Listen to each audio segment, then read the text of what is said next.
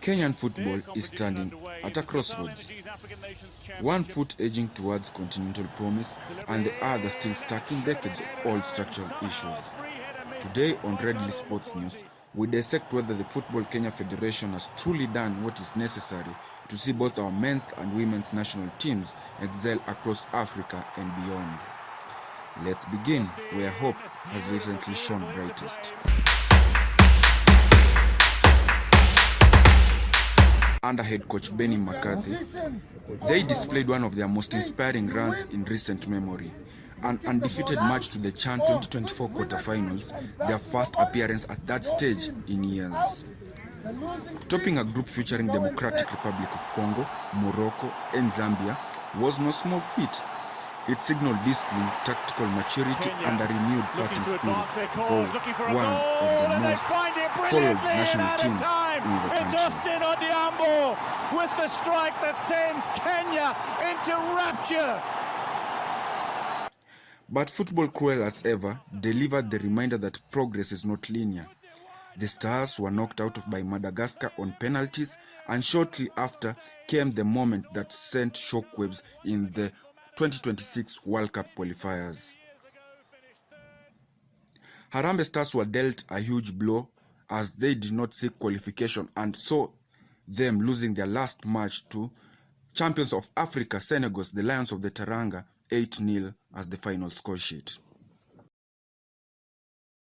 Hello, Gloria. Yet even in turbulence, the Harambee Starlets offered a reason to smile for the country, their qualification for the 2026 WAFCON.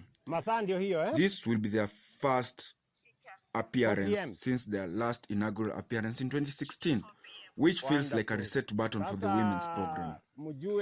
Victories over Tunisia and the Gambia showcased resilience and technical growth. The big question still lingers now. Can the federation sustain this momentum? History warns us Kenya has often risen, only to fall back due to inconsistency, funding gaps and poor planning. For the youth football, if Kenya dreams of lasting continental presence, youth football is the true battleground, and here is where the story gets complicated. On girls, the Junior Starlets made history recently by becoming the first ever Kenyan team to qualify for a World Cup tournament, a milestone which was worth celebrating. Knockout games, I'm afraid, but at least they are getting the chance to get a flavour of the capital of the Dominican Republic. This is lovely from Kenya. That's a brilliant piece of goalkeeping by Vasquez.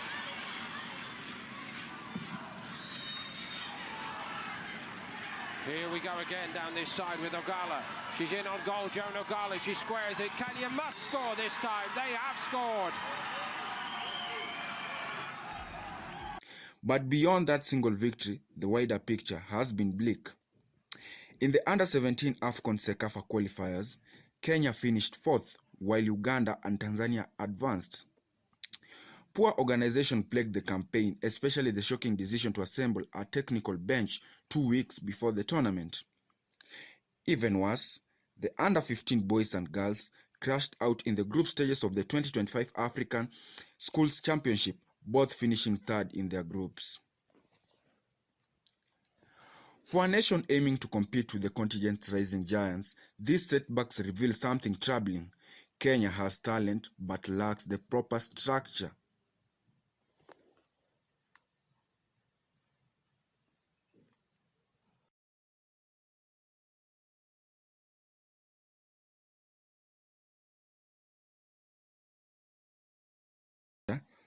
A game-changer partnership was recently signed by FKF and Akakoro's Academy. And so the big question lingers. Can the new partnership between FKF and Akakoro Football Academy finally fix Kenya's youth football problem? This deal, signed in December 2025, could become Kenya's most important football decision in decades. Here's why. On analysis and also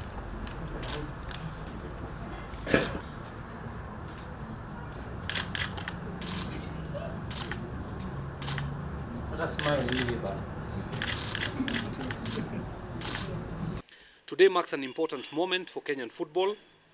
We are gathered to formalize a partnership that goes to the heart of our long-term vision, building proper structures for youth development and creating clear, reliable, world-class pathways for our young footballers.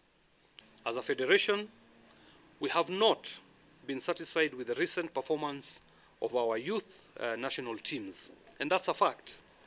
We acknowledge the gaps, we accept responsibility, and we are committed to addressing them, not through excuses or short-term fixes,